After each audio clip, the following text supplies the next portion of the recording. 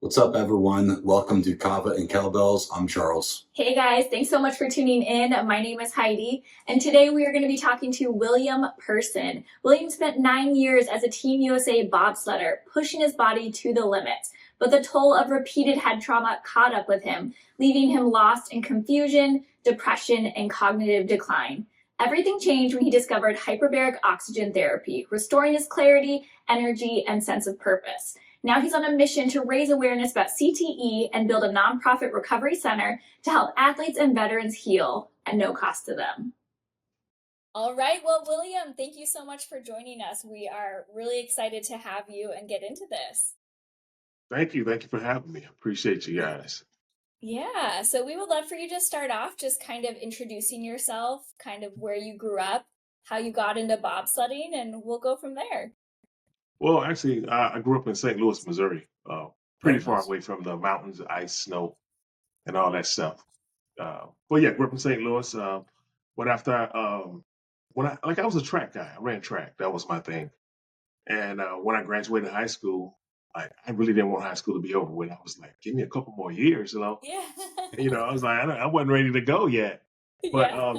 the thing for me after that, it was if I still wanted to run track, I had to go to college, or that was it. That was the only choice, or quit.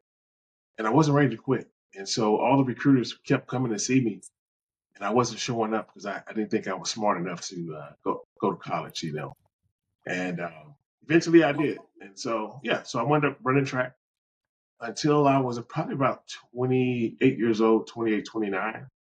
And as that career was just ending, then I picked up bobsledding for another like 9 years. So, yeah. So, how how does like one because bobsledding's not, I guess like the most people Oh, haven't bobsled, right? So how do you like get into bobsledding, and how like did you personally, like, did you have someone who was in the sport that kind of brought you into it, or is it something that you Uh, kind of saw, or Man, yeah? I don't know. Listen, you guys gonna make me look like an idiot today. Uh, I got tricked. I got tricked into the sport. oh. I really did. What's the story?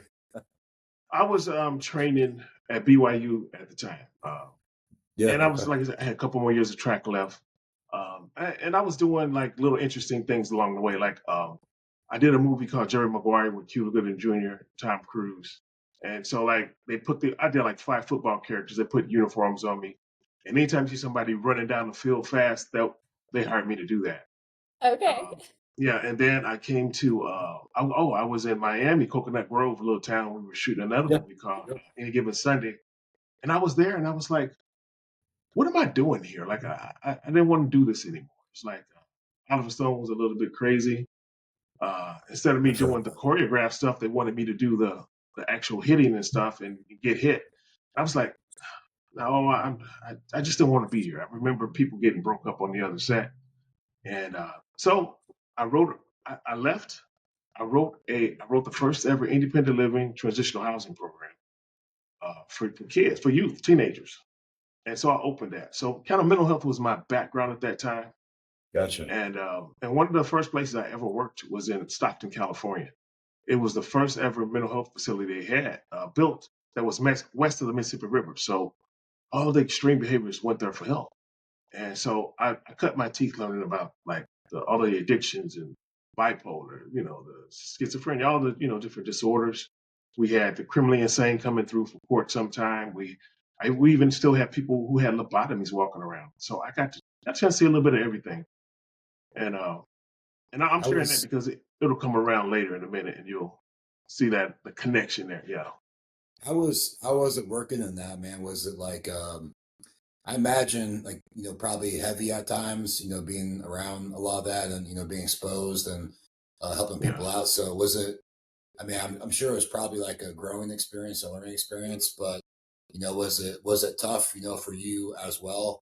'Cause anytime you're around, any type of, especially trauma or addiction, Yeah. recovery, all that, there's kind of like a shared weight once you start kind of connecting, with people from that background. Yeah. At that time when I first started that job, it was an eye opener because I knew about a lot of people who had these disorders and addictions, and And I thought it all came from drugs or drug usage. But Right. like some of these people were just born like this. And yeah, and which actually I learned a lot about it because like some of those disorders, you're gonna get them be diagnosed between 18 and 21. And so many people out here, I believe, are misdiagnosed because of head injuries, and they don't really have those disorders. Yeah, and Yeah, and so like I feel yeah, like that's huge with, you hear that a lot with military people veterans who are misdiagnosed with things, and it can be fatal because they're not treated properly. well, man, absolutely. But it's even further than that. Like just recently, Kanye West put out a documentary, right? And in that documentary, he talks about like first of all, I didn't want to go see this documentary. My girlfriend made me go, so um, I couldn't take the chance she was going to take it to somebody else. I had to go. Yeah. So we watched this Yeah, me documentary, and too. for years, I said this guy is not bipolar. He might be schizophrenic, but he's not bipolar. And Right, so I'm right. watching this documentary, and he's all over the place, you know. And then I realized I was like, wait a minute, he's acting like he's got CTE issues. Like everybody's really explosive, and they're down, and they're up, and they're down. And if you look at the last probably 5 or 6 NFL guys who took their life, they were married people who were now isolated from their families, like they were living separate from the wife, or they're living in a bedroom, isolated from the whole family.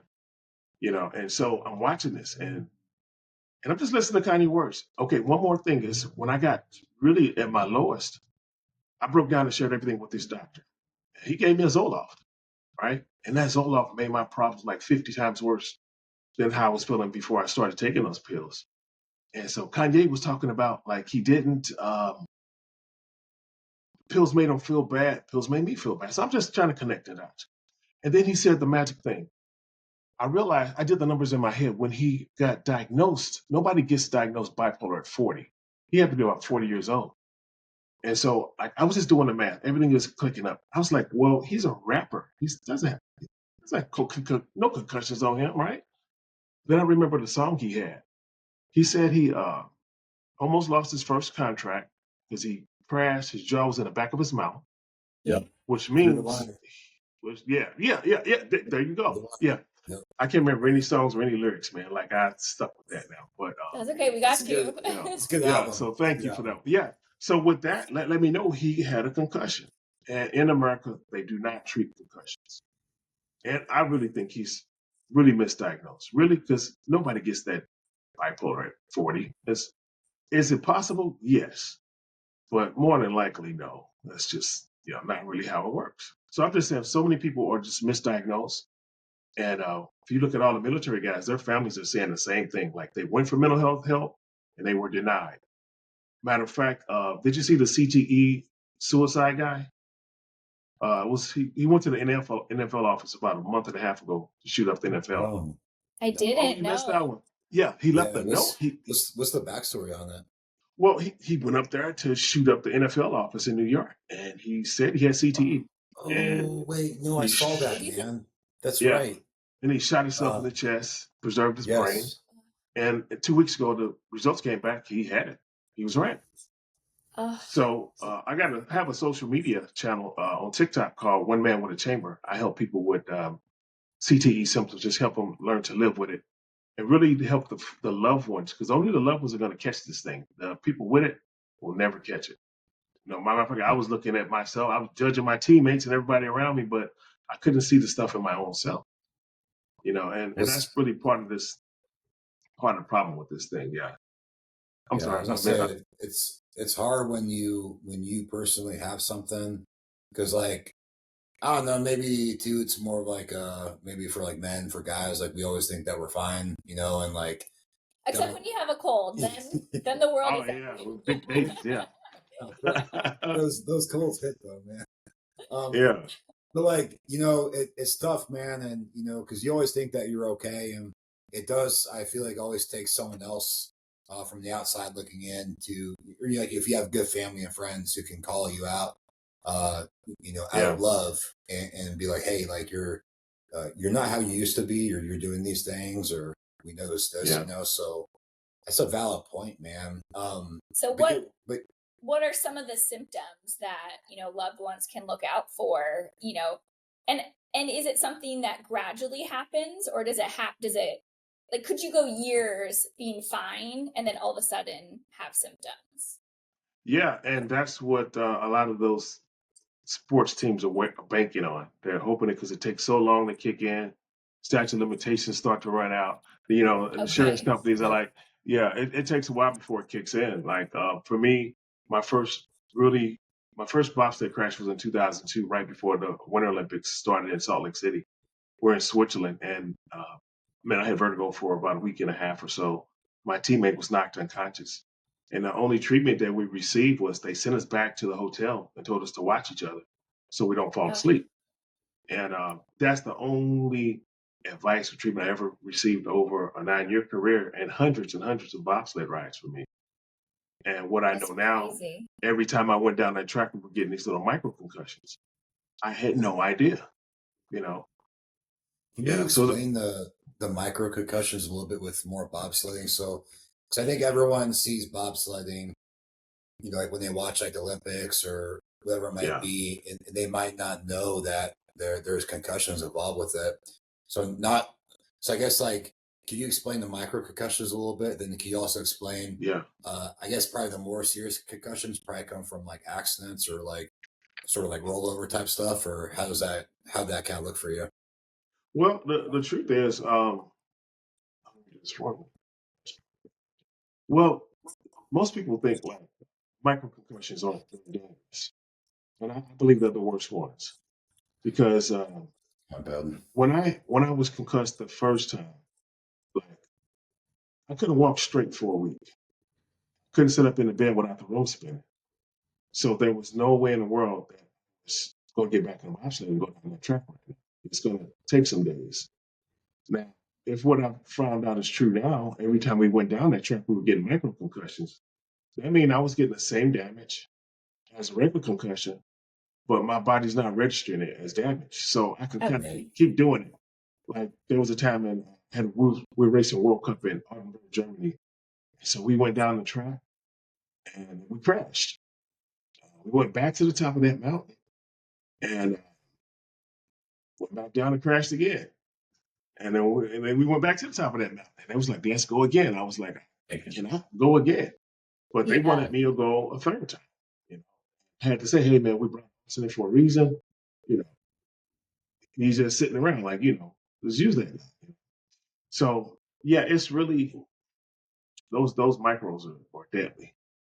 So I want to like, make you like point fingers at anybody, but specifically when you were having these instances, was this driven by a lack of knowledge from like the coaches and kind of like the medical staff? Like I would imagine too, after a couple of crashes, like someone like a coach or something like that would be like, let's not, put these guys in a situation again. Again, I'm not asking you to, point fingers Yeah. unless you want to, but like I guess like who's kind of, Who's at fault? behind this and kind of letting it slide. Well, I believe that there was no one there who's qualified enough to tell us to get Gotcha. back in that sled or to not get back in that sled. Those aren't doctors. Those guys weren't. Sometimes they weren't even around. Like there was times where we did 6 rides per day, and there was no medics around. There was no coaches around to say that's too much, or I see something in your head. Like right now, in the NFL, they'll see somebody doing something weird on the field. They'll pull them out. There was none of that kind of stuff going on back then. As a matter of fact, I filed a class action to make them implement it, and which they're still fighting me on it. Like the number one thing I told them with the case is like you have to warn a new generation before they get in that sled the first time. And I don't know, they just feel the need to fight me on that one, and I don't quite understand it. But I told them I won't shut up until they do it. Either they're going to do it, or I'm going to do it. And so, So do you think when you were doing the bobsledding, it was more just not enough education about about what could happen, and maybe that's why they weren't pressing it. But now, do you think there is enough education and now it's just they're refusing? Well, that's what I was hoping it was. But when I filed the case and they showed up, the first thing they said to me was, "We don't know what he's talking about." And I was like, "How many more Yeah. people do we have to bury from suicide?" Because at least four of my teammates that I know about killed themselves. Wow. And some of them I Sorry. found out through the newspaper. I didn't know, Right. yeah, they're not talking. But the last guy who killed himself, he was like a, he was like a bobsled hero. Like everybody loved this guy. And when he took his life, it was just a huge eye opener. It was huge because by that time my symptoms were kicking in, but I still hadn't connected the dots. I thought I was diabetic. I was hounding my doctors for years, like, just can I get my insulin this year so I can move on with my life? And they kept checking me, and it was like, you don't have diabetes. And it didn't make sense to me anyway because I always ate clean. I've always been a real clean athlete, a clean eater. But I couldn't figure out what else it could be because I had these random days of being cloudy, and then eventually it was so slow and it was so gradual. Eventually, it was random days of clarity, and yeah, I was just like, that cartoon, Mr. Magoo. You remember Yeah. him? Yeah. That's what life felt like for me. Man. Well, So so yeah, that's it's kind of like unfortunate to hear, man, that there's like a pushback on this. And I guess like if you had to like kind of speculate why they're pushing back, like I remember seeing stuff like the NFL pushing back on concussions because obviously the NFL is a massive corporation that makes a lot of money off yeah. players. So like, do you think it's just like a matter of like optics, kind of like visibility on the sport, and making sure that continues the way it does? Do you think it's like laziness, or just like it's weird to think, because at the end of the day, I think people generally inherently have a care for each other, or at least like Yeah, you would like to think people generally care for the well-being of our people, especially if they're part of like your organization or athletes. So I yeah. mean, why do you think there is pushback on this? It almost seems doesn't make sense. Well, it just kind of hit me the other day, and I believe the biggest pushback is like when I filed this case. Like I talked to a lot of athletes, and we are all saying the same stuff. Like we were struggling, and was just kind of the same symptoms. It just depends. Did it stop before you got to Parkinson's, or did this person commit, attempt suicide? And then there's all these other things that's below it. And it's almost like I'm so that I'm kind of lost your question there again. There we go. Let's give me that question one more time. Yeah, no, you're good. You're I good. But told you it was so going to happen. It's just here we go. no, no, No. no. It was a long question, but I'm just kind of trying to understand like why do you think they're pushing back, Oh, I remember. these I remember. organizations on it? Yeah, yeah. Well, yeah. That was with me for a while, and I've been fighting that, asking myself that same question, and I really think like when I filed the case, like everybody told me to check on certain people who are really struggling, and some of those people actually are the coaches at the bobsled team. So once you become an athlete and you quit, if you when we need new Oh, coaches, okay. it's going Yeah. to be filled in by the people who uh, were athletes at one point in time, and so those people are compromised. I'll guarantee those people will have the same brain issues that the rest of us have. And so you can't take it. Like for me, I couldn't see it in myself.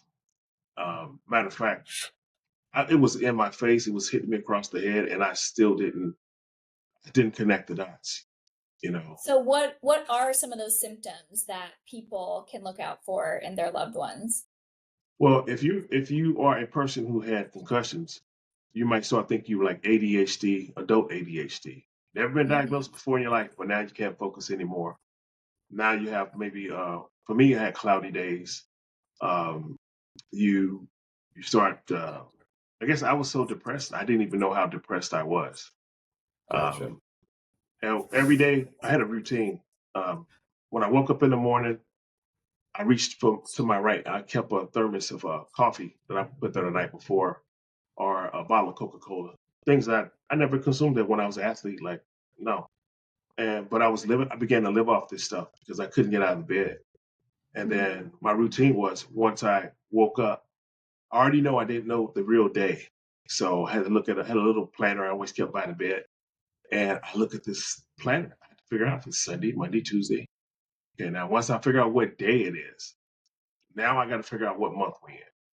I was stuck, my brain was stuck in a loop. Like I always thought it was either January or it's August. And I don't know why those 2 months. But part of this thing is your brain gets stuck in a loop and you kind of reliving the same stuff over and over and over. And once I got like that, my mind started to tell me it's time for you to go. You don't need to be here anymore. It's but because I was a counselor, I couldn't commit suicide because I know that trauma you leave for the family. And I got a lot of people close to me and I didn't want to leave that trauma for them. So I started like praying and I was making deals with God, like, please, if you come get me, it won't be so hard on the family because it will be just my time. And I'm making deals and I'm making deals and I'm making deals. And every day he's waking me up, man. And so I'm just like, what the, you know, that's what it, yeah, I didn't want to be here anymore. And so for me, it was suicide, suicide, suicide. And you look at the military guys coming back, that they're now the best trained killers in the world. And so I think their brain is stuck on kill, kill, kill. Because when that guy shot the NFL office up, or he tried to, um, my social media thing was going crazy. My phone was ringing. So I made a video. And in that video, I said, guys, and you can go back and check. Like, I can't make this up. Like, there's receipts there. And what I told everybody, I said, I know we're watching athletes do this. It's awful. It's horrible. I said, but that's not the population I fear. I said, we're going to have a wave of military mass shootings coming. We have to get ahead of this thing. And so I put the video out. The very next day, I had court. I spoke to the judge about the shooting on courthouse steps. I said the same thing to other people about the military. The very next week, we had what's the guy? He was at, I think it's Anaconda, Montana. He went into a bar, he shot the bar. Then he ran out in the woods and they caught him a week later. That was about 3 weeks ago. The next week, veteran well, not a veteran, was a military guy. He went on one of the bases and he shot up some of his people. And then 2 Sundays ago, a veteran went into, I think it was Minnesota, went to a Mormon church. He burned up one part of it and he went to the other side and started murdering a lot of people. And after they stopped him, they still didn't know, like, there was people still missing. They believed they had perished in the fire. And so I told people this is going to be a mass wave of these guys coming. And so we gotta help them because all the families are saying the same thing. They went for mental health help, and the military denied it. You know, Yeah, I mean that sounds about right. Military insurance can be great, but only if they want to be, and it's yeah, unfortunate how difficult it is, especially for veterans who get out of the military. It is so difficult for them to get disability, even though they yeah. have earned it.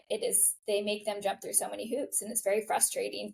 What happened to you to push you to finally get diagnosed?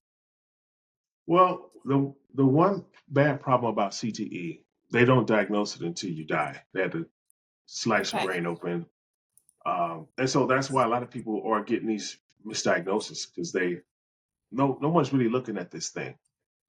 Nobody's looking at it. And matter of fact, one of the ways that I got help, like during COVID, it was before I found help. I bought a little lake house back in the Midwest, and like I was getting lost in my own community, and it was bad. I was living on the floor of my own apartment. Like I had taken the bed off the mattress off the bed and put it in my living room, and because I was right next to the kitchen and the bathroom and the front door, so like things are just getting way out of control for me. And my girlfriend had a place, so I came back to LA to see her, and I wound up just staying for a while. And the truth is, like, she talks to her family on the phone a lot. Matter of fact, they're in the back room talking right now. But they talk loud. They was like, it's so loud, it was just killing me. And I was like, you know what? I had two things that was on my heart. And one was like, how can I tell a person to be quiet in their own home? Why am I? Yeah. The noise was just killing me, though. And so I told him I'm going back home just to get a break. I need a break. And we might need to think about moving on from each other. So while I was over there, this article shows up from one of my teammates. It's called Sledhead, written by the New York Times. Matthew Furterman wrote this article, and it literally outlines the symptoms my teammates had before they committed suicide. And for the ones who are still alive, the things they were going through. And I got on my knees and I thank God that all the symptoms missed me, right? I took the article, sent it to my girlfriend. She circled some things, and the first thing I saw was noise sensitivity. It was the very reason why I was, over there away from her. Yeah. And I went, oh my God. And I just realized, like, this thing now has a name, and now I'm in trouble, And that was the same time that the last guy, his autopsy report came out. I guess we didn't talk about him, but one of my friends, he wanted to be a writer, and so he would call me with these crazy, crazy stories. And I was like, man, that's awesome. I've never seen a movie like that. We can make this. I was telling him how to tweak it and stuff. And I thought it was creative writing until about a month ago. This is prior to COVID. So I'm just really connecting these dots now. And what I know now is his mind has slipped. It Yeah. wasn't creative writing, because the very next time he called me, well, the very last time he called me, he was speaking some weird gibberish, and I couldn't understand anything he said. And then he got so frustrated, he just hung up the phone. And every day I told myself, I got to help this guy. I got to help him. I got to help him. Mental health is my background. This is what I do. And the truth is, I didn't do anything other than just think about it or say it to myself. And eventually, I found out that he went to his family's factory and he hung himself. And then, yeah, it like that, boy, the guilt. Oh, man, the guilt. I It's felt, tough, man. yeah, Like, yeah, because at the same time, man, like you were going through your own stuff, Yeah. and it's hard for people who are going through things themselves to, yeah, think about other people, and I mean, I get it, man. I understand where you're coming from, but at the same time, it's, I don't know how to say this, but it's like we can't save everyone. Like you could do the best you can. Uh, but at the end of the day, like I do think, people are gonna do what they're gonna do. There are certain things I think we can do to stop them, but like I don't think that burden should fall, on anybody else. We do the best we can. I've known people who've committed suicide, and it's so easy to look back and play, armchair quarterback and hindsight's 2020, but like we're all human, like we're all going through stuff too, and you were obviously going through things as well. Even yourself, you were thinking about that path, man. So like, it's tough, man. It's a tough subject. It's a tough thing to look back on. Um, but I mean, either way, man, it's. I'm sorry to hear about the loss of what sounds like multiple friends and teammates that you did have. nah, man, appreciate it. And I did want to ask, once, yeah, dude, bro, I know, man. It's this shit. It sucks, dude. It really does. It's because it ends up having the ripple effect on everyone, and I've seen it in my community. Um, you just gotta remember, like, you always just gotta remember the positives about them, right? Like the good times, the things that they brought, and the people that they touched, and the positive impacts that they left on their friends or family or their community. And I know that's something that everyone kind of looks at them as kind of the last thing, but Yeah, I think that the life should be celebrated, and um, at the end of the day, it's like you can't blame the person. It was a result of what they were exposed to, yeah. and literally a physiology that was attacking them. Yeah. You know, So for C, you said that this is something that cannot officially be diagnosed. So so you can't do like CT scans or anything like that, and MRI, and it won't show up. So it won't show No, up until you slice the brain absolutely. open, essentially. Yeah, absolutely. And one thing that, a couple things happened.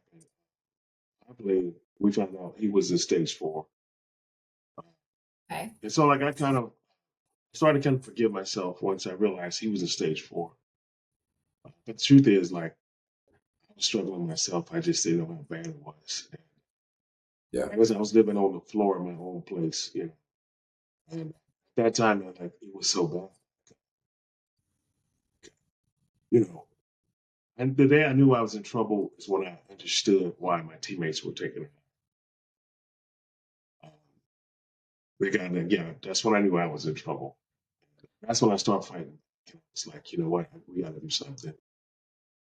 At at the same time, when you did see the symptoms and you could relate to them, was it also somewhat of like a sigh of relief now, like now that you actually knew what it was, so now you have like a tangible, like, okay, this is what's going on, and you could go attack how to treat it, and we'll probably get into that with the chamber, but when you found those symptoms and you correlated everything, was there a kind of like a sigh of relief in the fact that like you didn't have to kind of go search anymore for what was going on? No, I thought I was going to get an insulin shot. I thought I had diabetes. I just wanted a shot. Give me my shot.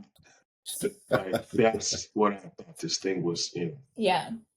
No, man. When I was, matter of fact, when I bought the house the lake house was my death house. I was going there I knew that's where I was going to end it. That's where I was Damn, going. man.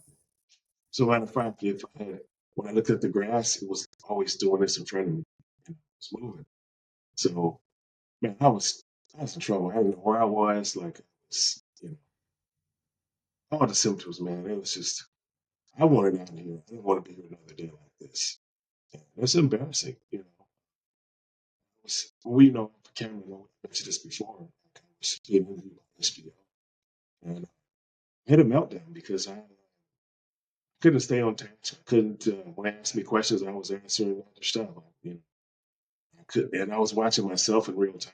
And I didn't realize how bad it was until I saw it on camera, and I just went, man. And so I was so. You wouldn't see me. You haven't seen me do any interviews since 2021 until now, starting now. So it was years because I just didn't want people to see me like this. But I realized if I didn't, more people would continue to die.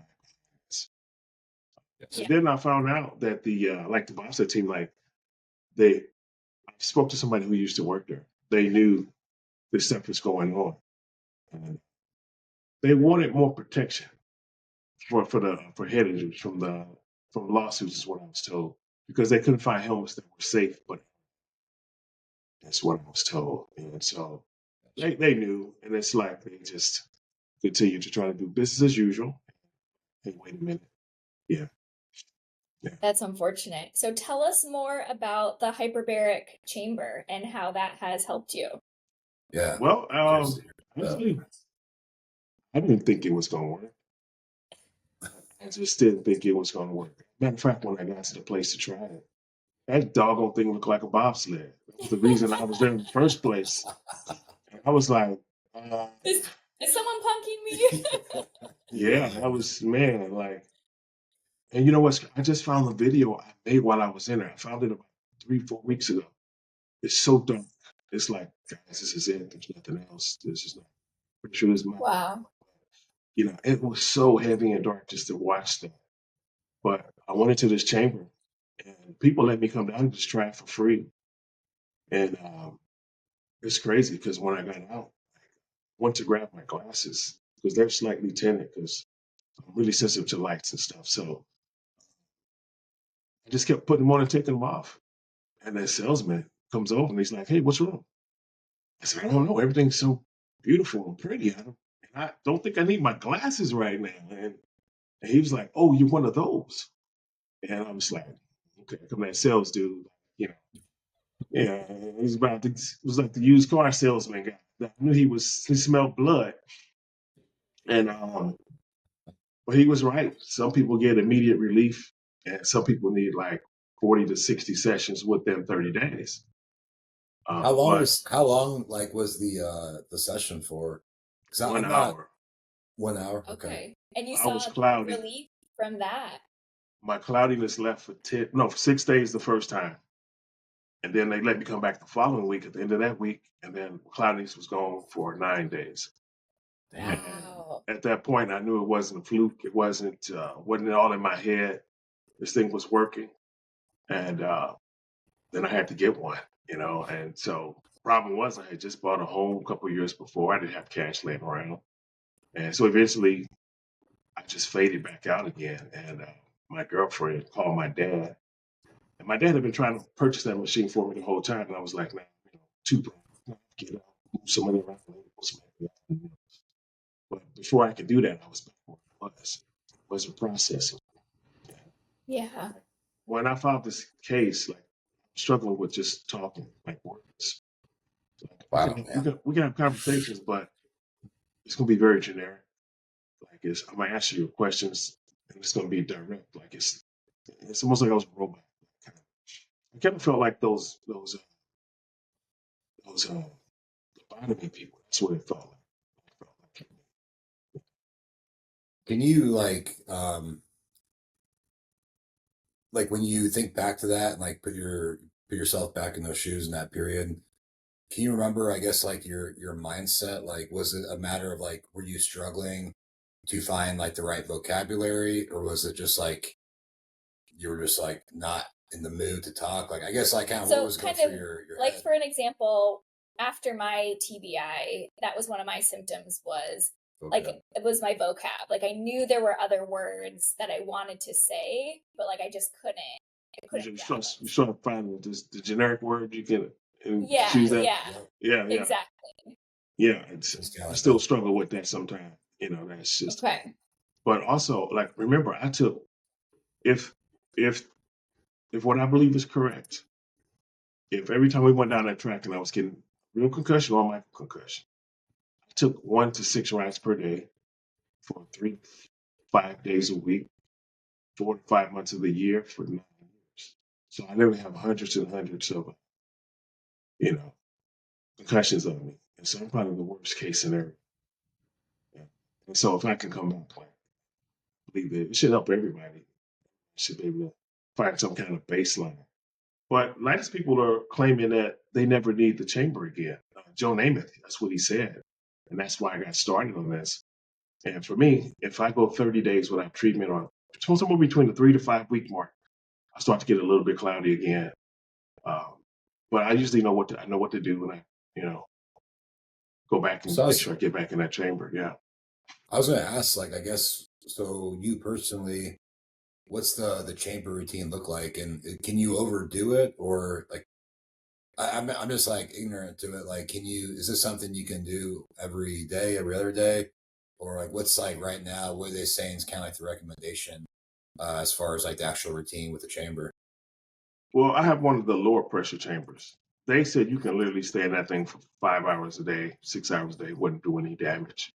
Um, but I usually do 90 minutes a day when I'm doing it. Or Okay. sometimes I might just do an hour, but usually if I do about 90 minutes. And when I first started, I was on 5 days a week. And then eventually, like, I'll be honest, it became a chore. And sometimes you just don't want to climb in that thing. It's just like anything Yeah. else. And actually, at one point, I was feeling so good, I thought I beat it.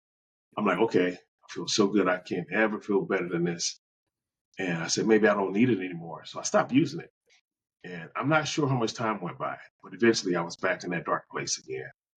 And I was just like, I didn't want my girlfriend to see it. I'm hiding from her. I'm trying to hide it, trying to be that chipper. I'm always kind of naturally kind of quiet guy anyway. And so it's hard to see it on me if you don't know what you're looking at. Yeah. And I was going through this for some days and crying. I'm real tearful for some reason. I never cried in most of my whole life. Now I'm just everything's out of sync, and I don't know what's going on. And I came in the house and I literally tripped over the chamber. And I was like, what is this thing? And I was like, oh yeah. Then it hit me. I was like, yeah, Let me I'm hop doing in an that right experiment now. to see if I still need it. Yeah. And then I hopped back in there, and in a couple of days I was kind of balanced again. Good. But that's how this thing gets. Once that memory starts to wipe, it's like, man, Well, yeah, it's so brutal. It's brutal. Well, are you go ahead? well, I was going to say, I know you mentioned that you want to provide this for veterans and athletes to try and provide this for free, and you have a GoFundMe. Can you tell our listeners more about that and how they can help support this project? Yeah. Well, I'm already started helping people for free. I'm creating partnerships with people around the country that have chambers, and they were like, "Yeah, hey, send somebody my way. I'll treat them for free." So I'm already kind of starting to do that. I also have a chamber in the back room that I'll keep around for myself.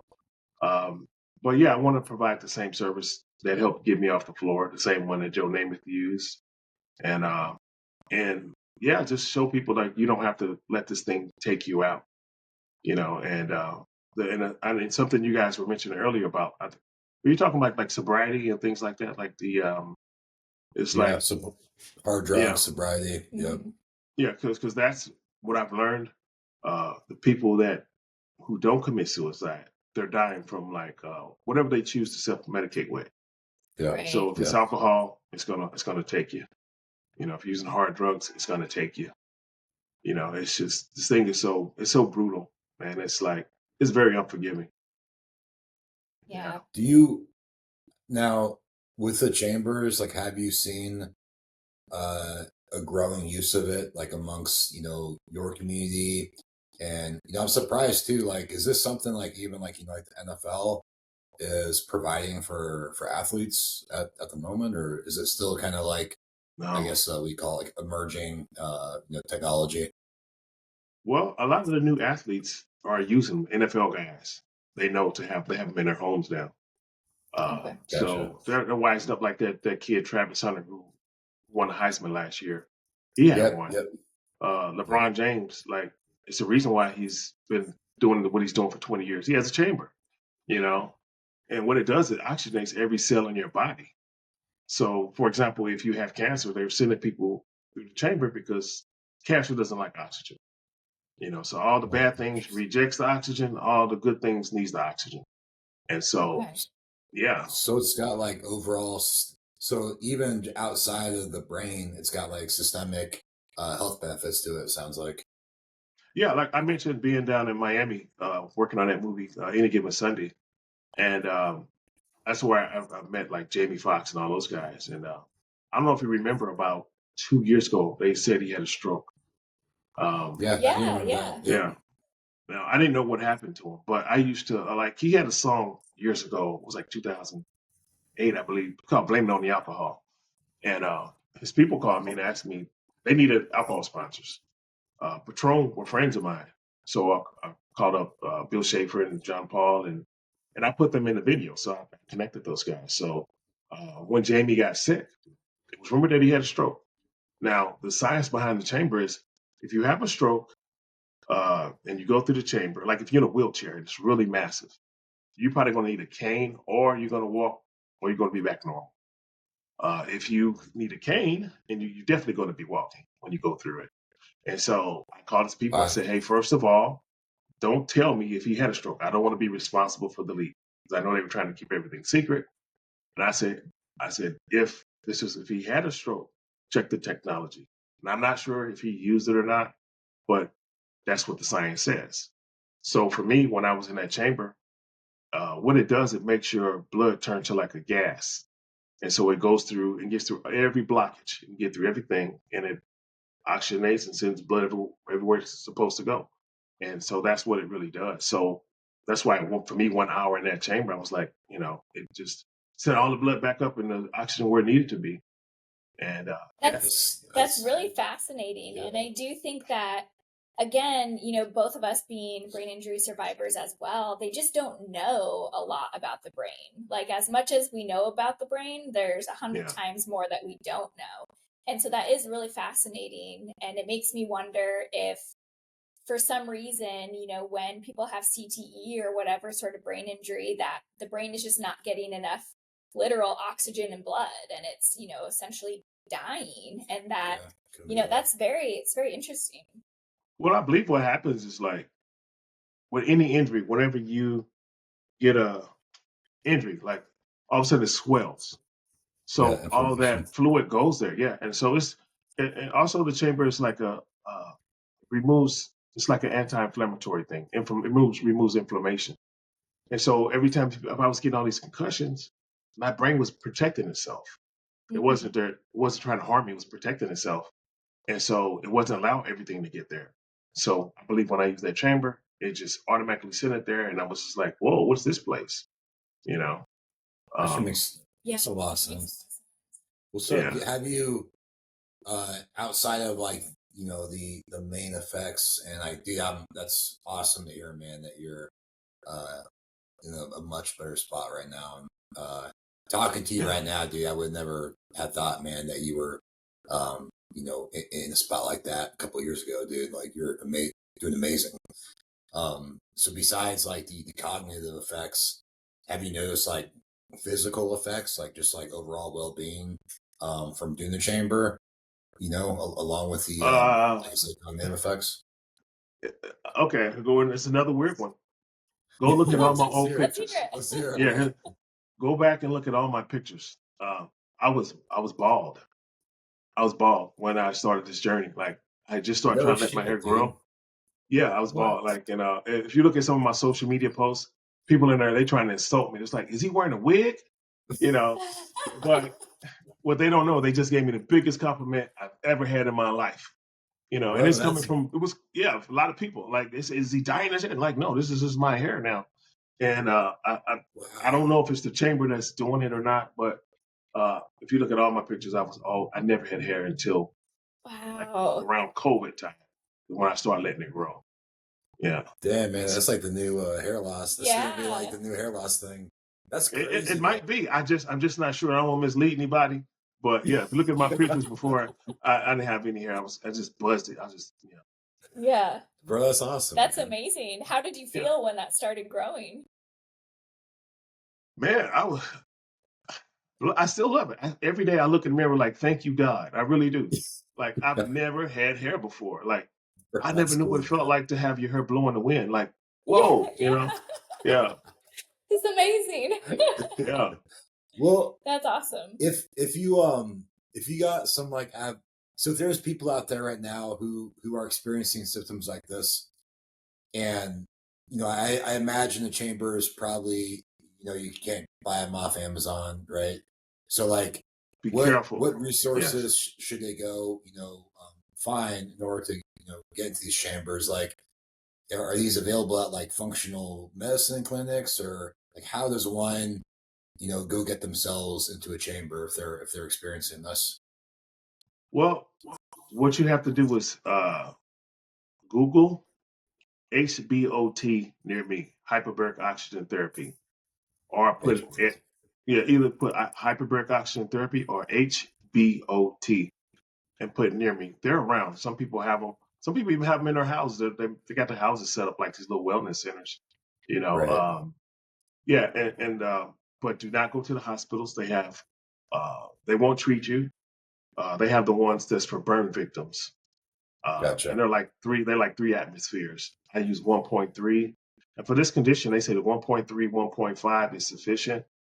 But they said, I've been told, like if I move up to 2.0, I might not have those glitches anymore where if I go a few weeks without it, it might fix the issue. I don't really know.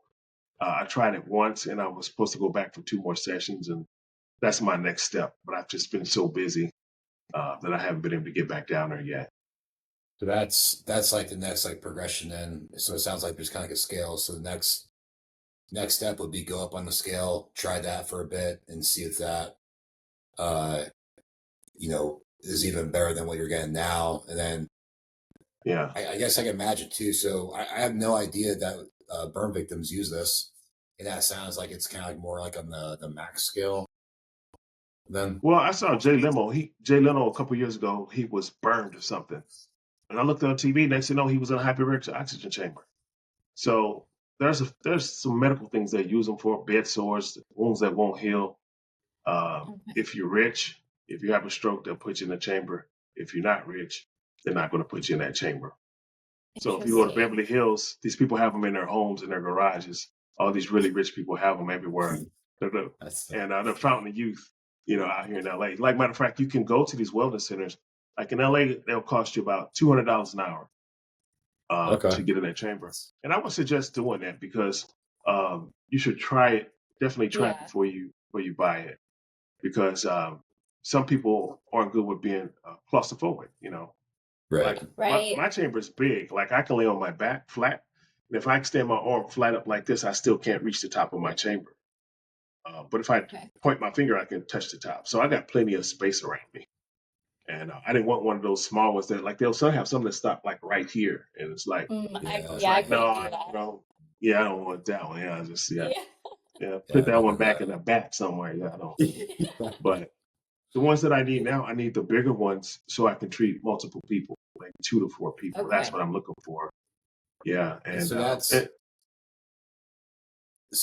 the ultimate goal. Then you want to treat, uh, kind of make this like your mission, right? Treat people kind yeah, of same process that you went through, kind of same yeah. background, and treat them, but like on a bigger scale, right? So Yeah. I know you were kind of asking, but like, so we can, like, what's the best way people can support you, man? Like, how can Well, people I have my support the 501, mission? my Olympic 501c3 is gone. I stopped using it years ago during my cloudy days, so I had to redo it. So it's in the process of being redone. So if they donate, there's definitely a tax write-off for that.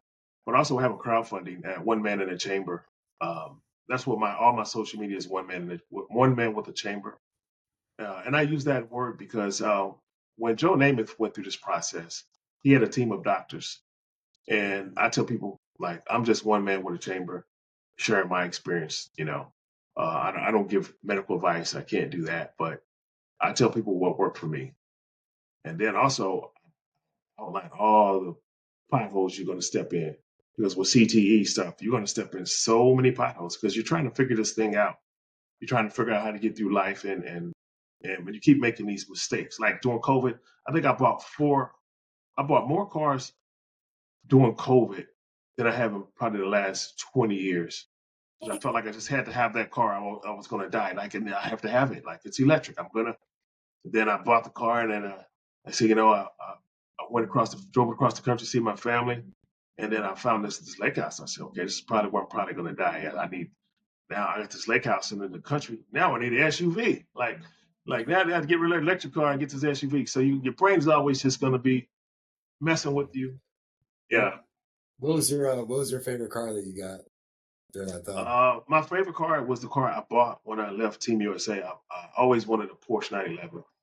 And Oh, actually, the nice. motor just went out on me. I just got rid of it about 6 months ago. But the truth is, when I got to my worst, I stopped driving it. I was afraid to drive it. Okay. It's a 200-mile-an-hour car, and I was Yeah, cloudy on man. so many days, and Yeah. Fast I car. just didn't want to take anybody with me. That was my philosophy. If it's my Yeah. time, when I know I'm cloudy, like I didn't want to get behind the wheel of that car, any car, and That's eventually I smart. stopped driving it. Yeah, so the last 10 years I wasn't driving it very much anyway. So, but yeah, I And finally so just got rid of it. Yeah. it sounds like your girlfriend at the time, is she still the same girl you're with Yes, right now who's still kind of together. been Yeah, through it all? still So hanging man, on. Yeah, That's a no, blessing to that's hear, and I think yeah. it's a huge testament. I mean, I think both of us have supported each other, and I think neither one of us would have been able to get through it without the other person. And I can imagine you would say the same about your girlfriend. Well, man, let's trust me. We had the same problems, and actually, it really helped me with helping other people because, like, one of my problems was at one point, if I sat down anywhere, I was going to sleep. I don't care. And if I was driving my car, it was a weird thing that was going on. I'll have 3 yawns, right?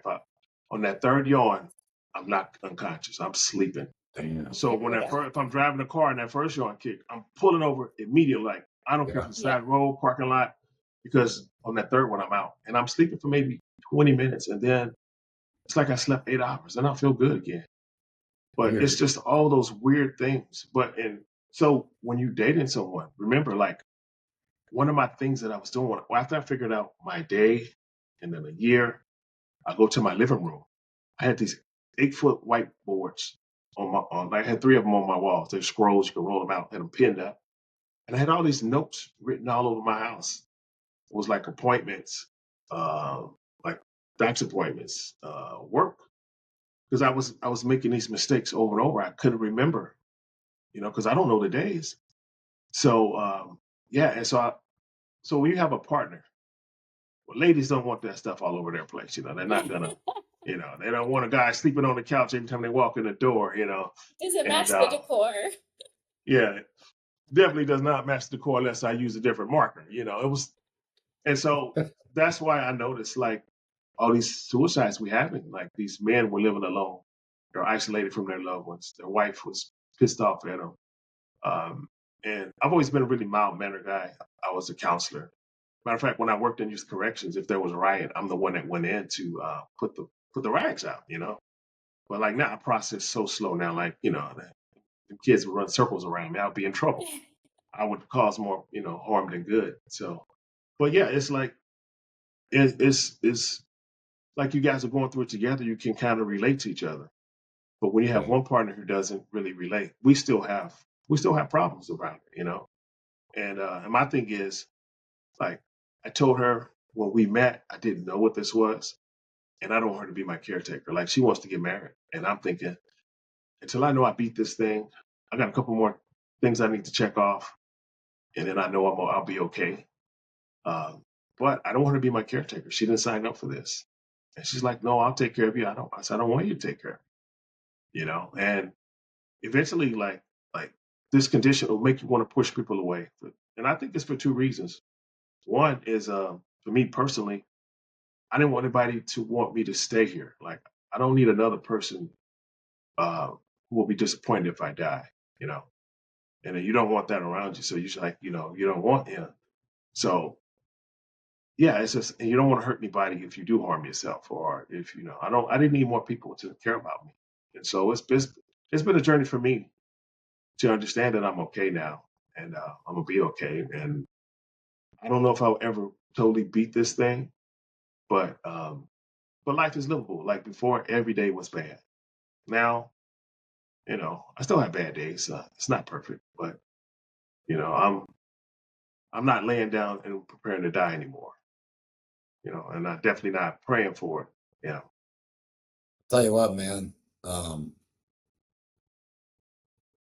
I mean, you seem great, bro. I mean, the recovery that you had. I mean, sounds like you have an amazing woman by your side, which yeah, yeah, every man can be super grateful for. And I think it's important for you to remember too that you deserve that. Like you deserve that love and you deserve that care. So I hope that you grow to welcome that because you do. You deserve yeah. that, and we are all blessed that you're here to be able to share your story with us and everyone. Yeah, man.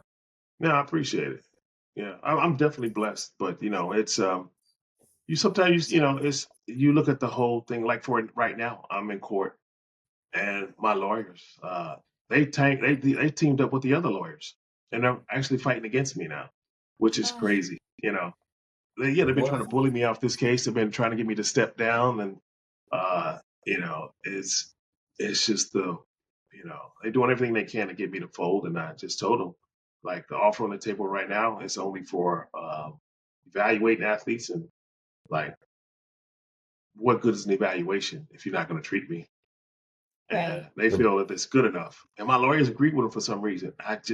So they matter of fact, they said this case was only about medical monitoring.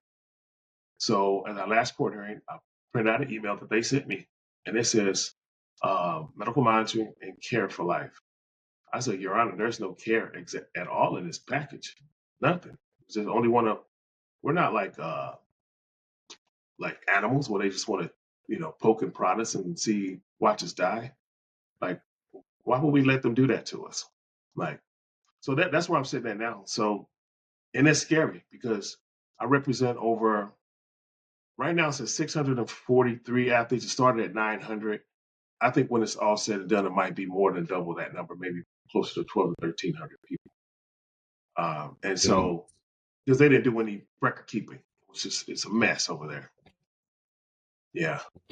keep keep the fight, man. I mean, um, obviously you are, man, and I mean we support you. I think more people are gonna get behind your back, and there's something to be said, man, about not falling on your sword, but like if it's a good Yeah, cause, man, you gotta stick with it. yeah, And it's at this point, it's about a lot of other people too, who I know are appreciating probably what you're doing. So that's yeah, badass, yeah, dude. Yeah, and so for our listeners, we will link everything in the bio. So if you want to support and donate, you can. But William, as we wrap this up, I would love for you to leave our listeners with any last words, and yeah, we'll yeah. kind of go from there.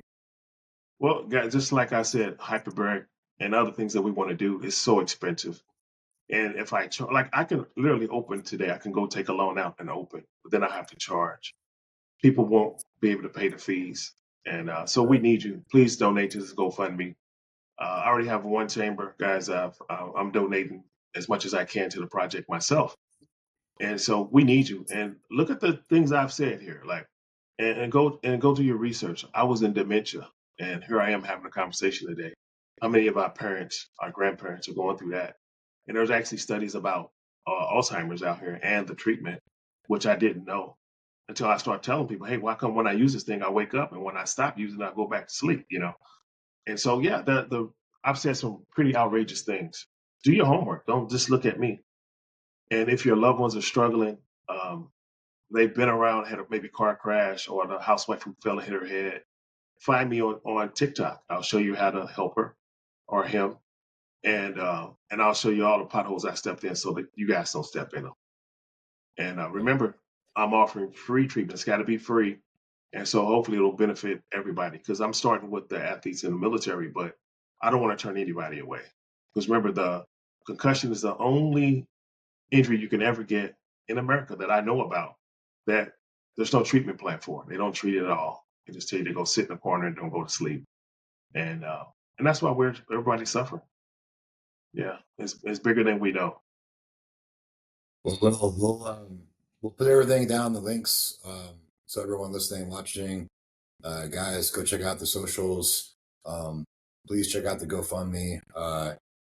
Like Will just said, this way it keeps it free for people. Instead of having to go and paying $200 an hour, right? This makes it a lot more accessible.